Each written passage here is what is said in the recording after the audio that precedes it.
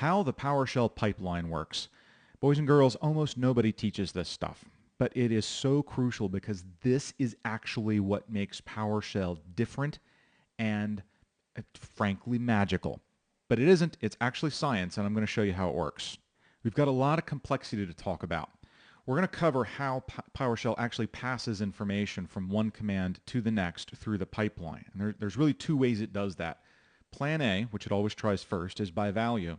Plan B, which comes afterwards if Plan A fails, is called by property name. And I'm not only going to show you how these work, but I'm going to show you how to find out when they will work.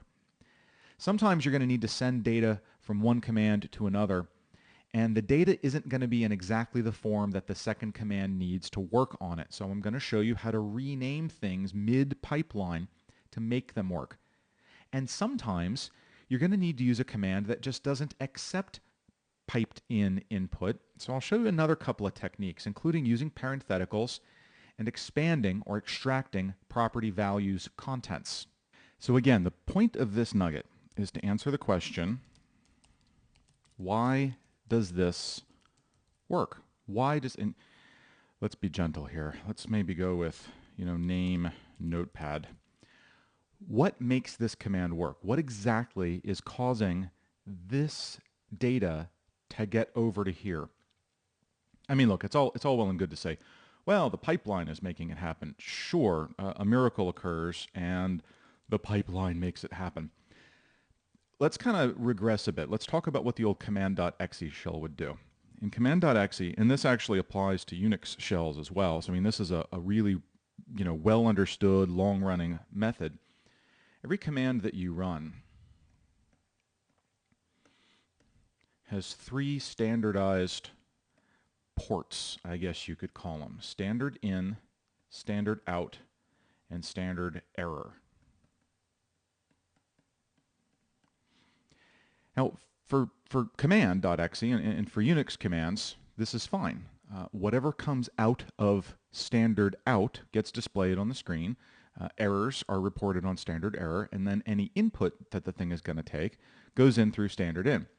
So when you pipe two commands, when you pipe one command to another, the shell is really just hooking up the first command's out to the second command's in. It's up to the second command to understand what the heck to do with that data, and it's up to the first command to produce something that the second command can actually work with. PowerShell does not work like that at all. That has nothing to do with how PowerShell's pipeline works. In fact, here's a real simple rule to remember. A PowerShell command can only accept input on one of its parameters. That's it. PowerShell commands don't have standard in, they don't have standard out, they don't have standard error, they don't have any of that stuff. What they've got are parameters. So when you run a command and you pipe it to another command, PowerShell has to look at what this first one is producing, and then it has to look at the parameters of this one to see which parameter or parameters are going to receive that information. So piping is a process of PowerShell analyzing the output from here and figuring out which parameter can accept that information and then magically hooking the two together. So it's a reasonably more complicated process, I would say, and it requires a little bit of work. So the first thing PowerShell has to do is it has to look and see what type of data the first command produces. And it does that the same way you would do it. It essentially, in its head, pipes it to get member. I mean, it doesn't really do that. It doesn't need to, but we're going to do that so we can see this. And this is where it learns that this command produces objects of the type system.diagnostics.process. Now for shortcuts, we'll usually see these type names referred to just by the last piece of the type name. So for right now, just remember that getProcess produces objects of the type process. Should be pretty easy to remember since the noun of the command is also process. So now PowerShell has got to look and see, if I'm going to continue my example of getProcess and pipe it to stop process. PowerShell has to see which parameter of stop process can accept that information. So we look at the help for stop process, and we need to look at the full help. This is very, very important. So just looking at the parameters here, can you see a parameter that is capable of accepting one or more process objects? I know I can. Here it is, minus input object. The parameter name is minus input object. I can tell because it starts with a dash. It accepts objects of the type process. And I can tell that that's the type of object it accepts because that's what appears within the angle brackets. It can accept more than one. And I can tell that because it's got the two square brackets jammed up against each other. That means more than one. The trick here is, can it accept that information from the pipeline? And we have to keep reading. So we have to go down in the full help until we get to input object and learn that it does accept pipeline input by value. By value is plan A. That is what PowerShell always tries first. So, let's take a non-IT example here. If you got a pitcher and he's throwing baseballs, the catcher has got to have a mitt capable of catching baseballs, right? Does that make sense? So if my first command is producing baseballs, I got to be throwing that to a guy who's a baseball catcher. If my first command is producing hockey pucks, I don't want to be sending that off to a baseball catcher because he's going to get hurt.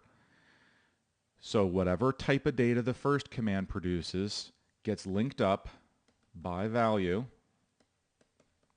to one of the parameters of the second command.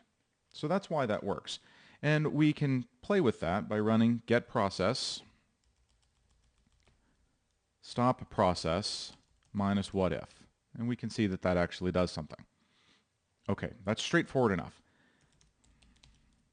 Let's do a different one. Does that make sense? I mean, can you imagine what that's going to try and do?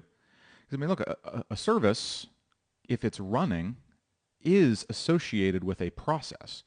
Of course, you can have services that are not running and they're not associated with a process, but you know what? At the end of the day, it doesn't matter what you think will happen. What matters here is, what do we think PowerShell will try and do? So we start by looking at the type of output produced by the first command. Pipe it to GM. GM tells me that this command produces objects of the type service controller. Okay, so now let's go back and look at the help for stop process. That was our second command. Look at the full help. Can you see any parameters that are capable of accepting objects of the type service controller? No, you cannot. And because none of these parameters accept service controller, the whole first plan, plan A, by value, is off the table. So we've tried by value. That's gone. And so now we're going to switch to a different mode called by property name. This one is a little bit trickier. We actually need to go through every single parameter of this second command, and we need to see which parameters, if any, are programmed to accept pipeline input by property name. So let's start with the, what do you think? The force command is the first one here, or force parameter. Does not accept pipeline input. The ID parameter accepts pipeline input by property name. Grab a piece of paper and a pen and write that down. ID. Let's keep looking. Input object does not accept pipeline input by property name. It does accept it by value, but we've moved on. That was plan A. Plan A failed. Name accepts pipeline input by property name. So write that down. Now we've got two, ID and name. Next up, pass through does not, confirm does not, what if does not, and that's it. So we're done. So we've got two, name and ID.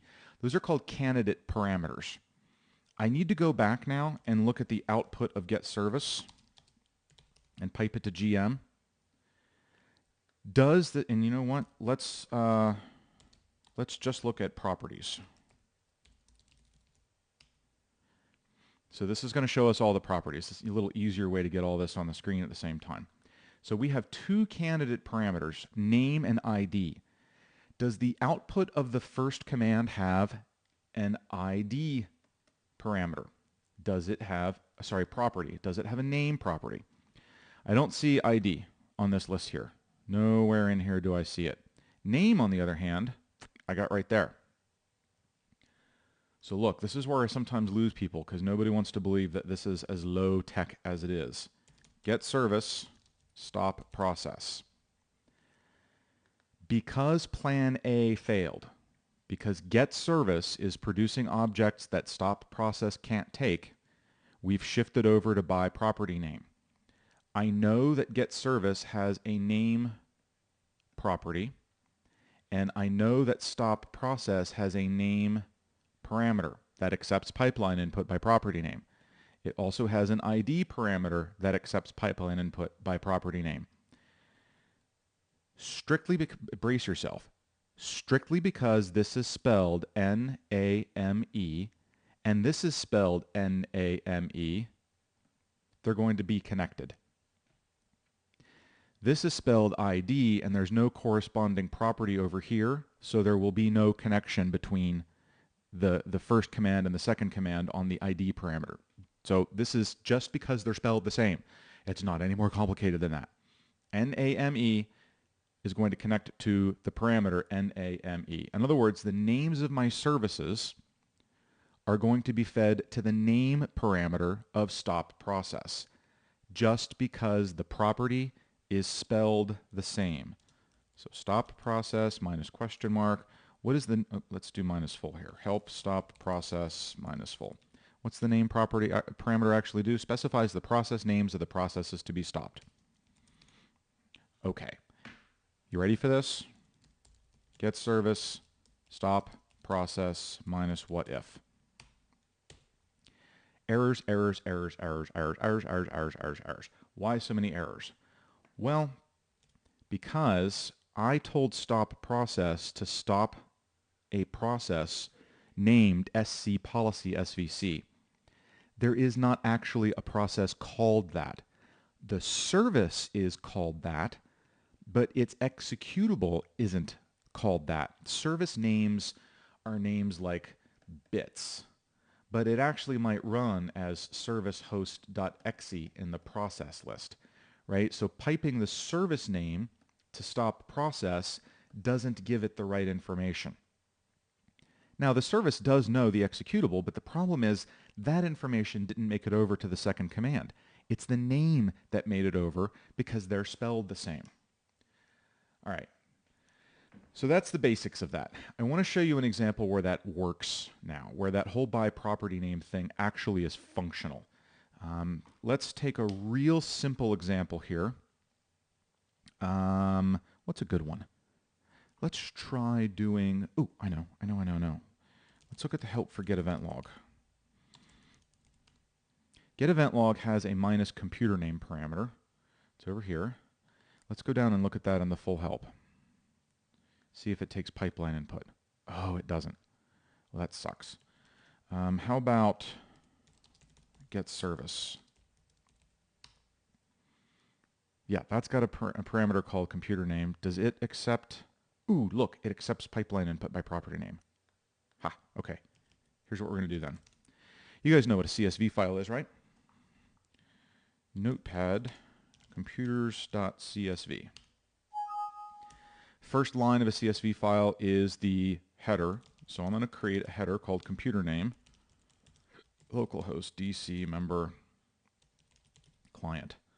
And I'm going to save that. So I've got 4 data rows, 1, 2, 3, 4, and a column header called computer name. So check this out. Import CSV computers.csv. Right? So this gets me 4 objects. Each object has a computer name property. I'm going to pipe that to get member just to prove it. See there at the very end of the list, there's a computer name property.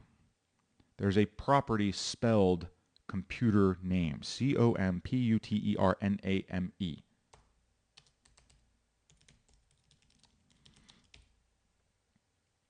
Look what I'm doing here. I'm piping in objects that have a property spelled computer name. I'm hoping they'll connect up to the minus computer name parameter of get service, because the minus computer name parameter accepts pipeline input by property name, and the parameter is spelled the same as the incoming property. Now I don't know, the problem with this command, of course, is that it doesn't actually tell you what computer everything came with, but I'm betting because this is alphabetic, we'll have gotten at least one computer's results. Yeah, we did. And see, here's the A's, and here's the W's. So that was probably a previous computer before it started over with the next one. I have no idea which computers it actually queried because it doesn't show me that, but it did query multiple computers, gosh darn it, and there's a third one. There's a third set of W's. And there's the A's, and there's W's again. So I think it actually did query all 4 computers. Isn't that awesome? So I mean, this is what makes that super, super neat. All right, I'm going to show you another really cool example for this because we need to dive into some variations. Now to do this, I'm going to have to switch over to Windows 8. Now look, everything I'm showing you is still applicable to version 2 of PowerShell. The only reason I'm on my Windows 8 computer is because this has got my Active Directory commands installed on it, and I want to show you something that has to do with Active Directory. So I want to show you the new AD user command. We're going to look at the full help for this. Now, this thing has got a couple of parameters that you can work with, but if you kind of dive into these, don't let your eyes cross. That's what my eyes are doing right now. You'll see parameters like office, country, company. I've got city in here somewhere. There's city. I'll have division and department. So these parameters are really just the text fields that you might fill in the GUI when you're creating a new user. I want to look at the full help though. Let's get down to some of those. Like city. Oh, look, the example is city Las Vegas. That's where I live. City accepts pipeline input by property name. Company by property name. Country by property name. Department by property name. In fact, most of these parameters accept pipeline input by property name. So this is going to be cool.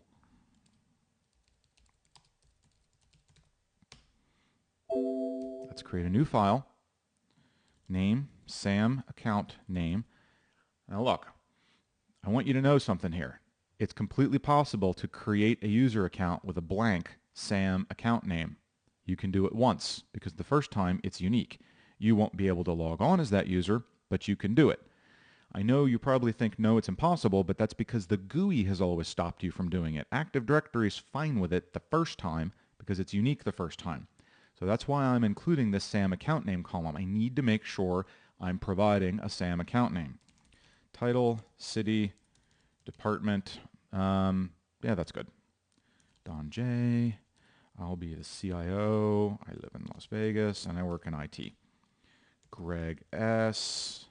Greg will be janitor.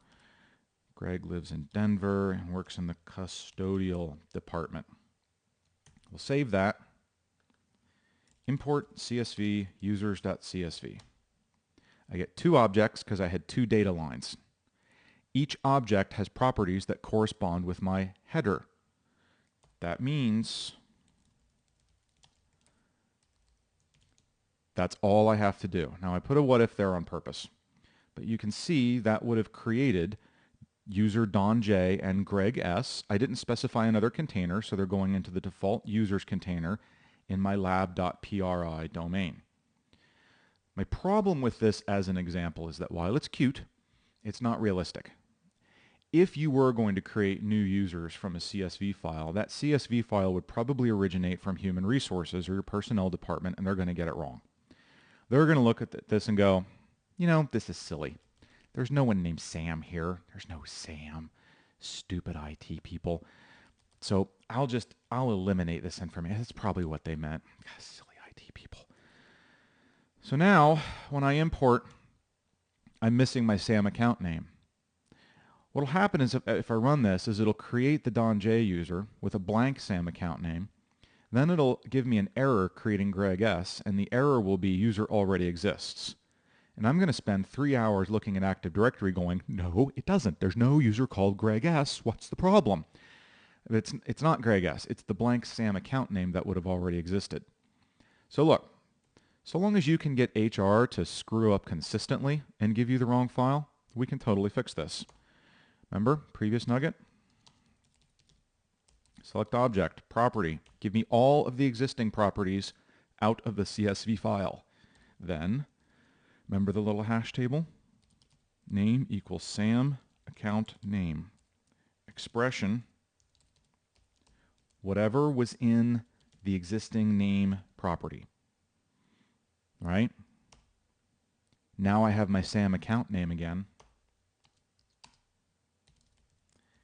And now I'm going to let it happen. Look at that. Get AD user minus filter star. There he is. There's Don and there's Greg. So I pulled those over from that CSV file by relying on that whole business of pipeline parameter binding. That is really, really, really cool stuff. Now I'm gonna do another one here. Let's go back and look at the help for new AD user because I want to show you a trick. Look at the full help on this. I need to find out how do I specify the container where these guys go into. Is it target? Is it hash table? There's so many parameters. Oh, there it is. Path. So let's see if path accepts pipeline input. Get it down all the way to the LMNO. Oops. Oh, not yet. PPA postal. I think I must have passed it. Path. Does this accept? Dang it. Pipeline input. Yes. Awesome. Okay, so look here. I'm going to add a path. And I'm going to have to change folks' names here. Chris G gets to be the new CIO. And Jason H. I can't do that to Jason.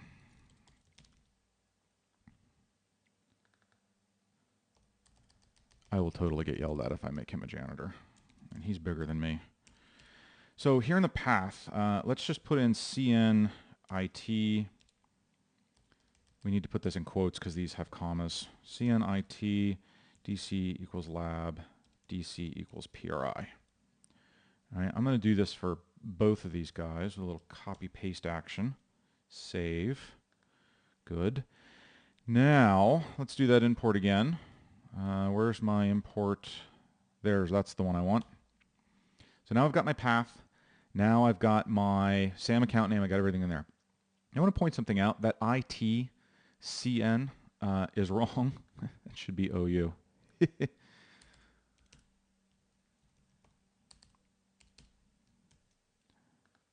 Try it again.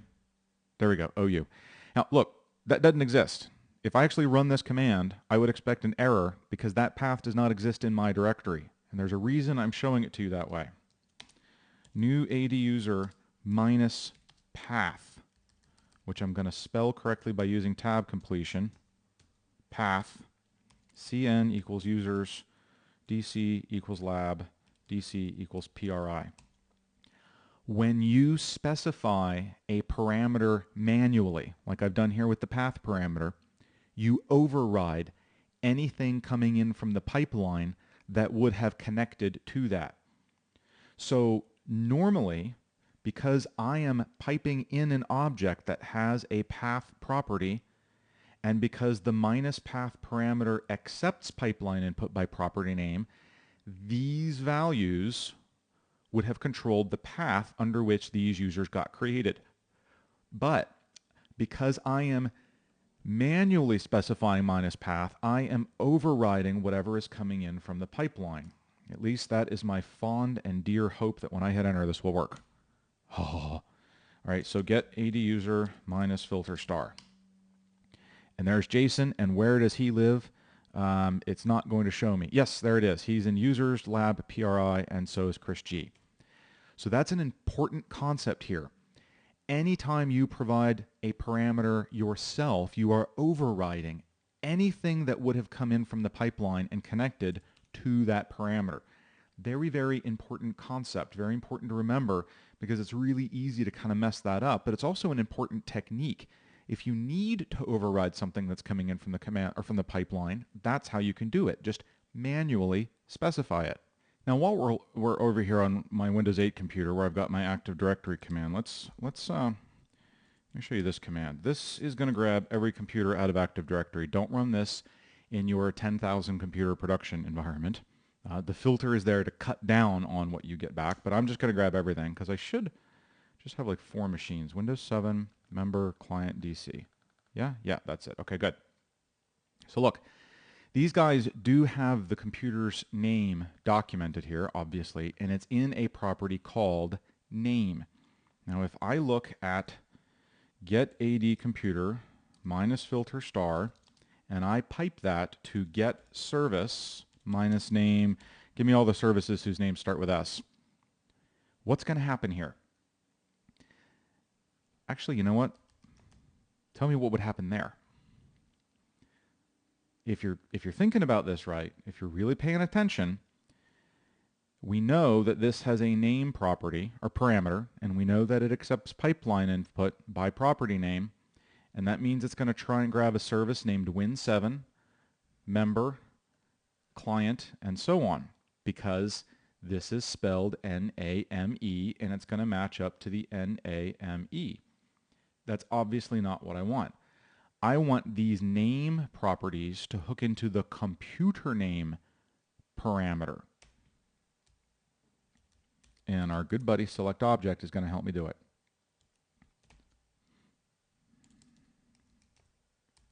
So let's specify a label of computer name. Let's specify an expression of whatever was in the name property. And you know what? This is a good time to hit enter. Now I've got a computer name property. I've got 4 objects, and their computer names are in there. So this is perfect. Now I can try piping this to get service. I'm pretty sure I've got a firewall up that's going to stop this from working this time. Yeah, it looks like it's going to time out. Point is that'll work. Yeah, it's going to time out. Oh, well. Oh, no, it didn't. Oh, this is awesome. Oh, I'm so glad you get to see this. Look what it's doing.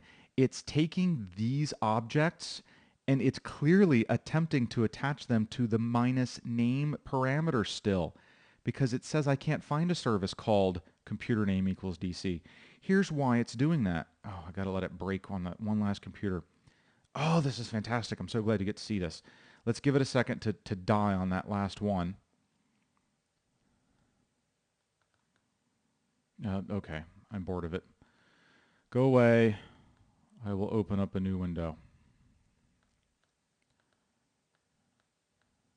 All right, here's what I did. Oh, this is fantastic. So let's start by looking at the help for get service. Minus full. It was hooking up to the name property. Let's look at minus name. Oh, there it is. This accepts input by property name and by value. That's the key here. It accepts strings by value, and by value always happens first. So if I do a get AD computer minus filter star, and I run that through select, and I ask it to create me a computer name property based on the old name property, that's what I get, and we pipe that to GM. And somehow this, because it's just a simple string in here, is attaching to the name parameter instead of the computer name parameter. So it's doing it by value. This is how I'm going to fix this. Oh, this is so cool. I'm going to do that because that now takes minus name off the table for pipeline input. Remember, if I specify a parameter manually, then the pipeline can't connect to it. So now PowerShell is looking at the pipeline. Man, I'd really like to hook this up to name, apparently. Not sure why that feels good, but it feels right. So I'm going to, man, he took name off the table. Well, now I'm going to have to go with plan B and hopefully plug that thing into the computer name parameter instead. Oh, and there it went. So another awesome, awesome trick. Again, Being able to convert property names mid-pipeline like that so that they connect together, knowing that you can override the pipeline input by specifying manually, all incredibly useful tricks. We're going to swing back to Windows 7 for this next trick because I don't need my AD commands anymore. Actually, you know what? I take it back. Let's go ahead and do this with the AD command because this will be fun. So let's go back to Windows 8. Let's say I've got a command, help get event log. Right, we looked at this one earlier, and it does not have its computer name parameter rigged up for pipeline input, correct? I just zoomed past it. Correct, does not accept pipeline input. That means I can't do that same trick. I can't do this and pipe it to get event log. It won't work because the computer name's got nowhere to hook up to. That's okay. Here's what I'm going to do instead. Get event log, log name security, newest 10, from computer name, in parentheses, get AD computer minus filter star. A lot of folks will try this. It will totally not work. And to show you why it doesn't work, I'm going to open up another PowerShell window because I kind of want to leave that there so we can look at it. And I'll get another little smaller window here to play with. We're going to look at the help for get event log. Now this tells me that the computer name parameter accepts objects of the type string. Is that the type of object produced by get AD computer? Get AD computer minus filter star pipe to GM. No, this command produces objects of the type AD computer. I can't feed an AD computer to a parameter that wants a string. Okay. And look, AD computer's got all this stuff. It's got distinguished name, it's got DNS host name, it's got object GUID. Computer name doesn't want that. Computer name just wants the name. Okay, no problem. So you just do this, right? Select property name. I'm going to stick that inside those parentheses instead, yeah? Look, I just get the name, right? You have got to pipe these things to get member, man. Look, this is a selected AD computer. It is still not a string. This is an object that has a name property. It's an object of the type AD computer, selected AD computer. Computer name wants a string. Here's the secret. There's another parameter called expand property. I like to call it extract. Look at the difference between that output and this output. Here, when I selected a property, I get 4 objects with a name property. Here, when I expanded the contents of the property, I just got 4 strings. And to prove that, I'm going to pipe into GM, and it produced objects of the type string. So I can come back up here, select, expand, name. That parenthetical will now return objects of the type string. It will feed them to minus computer name, and that's what minus computer name wants. And I'm going to see how many of my computers actually. Awesome. That's at least one computer returning some results. Yeah, okay, the next one exploded because it had the firewall up. So another great trick, using a parenthetical like this, extracting the contents of that property, turning it into just a plain string, just the values, feeding that to computer name means I didn't have to pipe something into get event log. I just used this parenthetical to specify the information instead. I had to do that because the computer name parameter of get event log doesn't accept pipeline input, at least not in this version of PowerShell. So yet another awesome trick for manipulating getting data from one command to another, and really I've now shown you just about every way that you will ever need to know to get data from one command to another. We covered a lot. I showed you how PowerShell pipes information or passes data from one command to the next. It starts by plan A, by value. Plan B, if that fails, is by property name. And I showed you where to find all the details about what parameters will accept that in their own help files. Now, when you need to do by property name and your properties names don't line up, I showed you how to use that hash table trick to rename properties midway in the pipeline so that you could connect command A to command B. Now, when a parameter doesn't accept pipeline input at all, I showed you how to use parentheticals instead, and in those, you'll often find that you need to expand or extract those property values. This is an amazing set of techniques that will make you massively more productive on the command line. I hope this has been informative for you, and I'd like to thank you for viewing.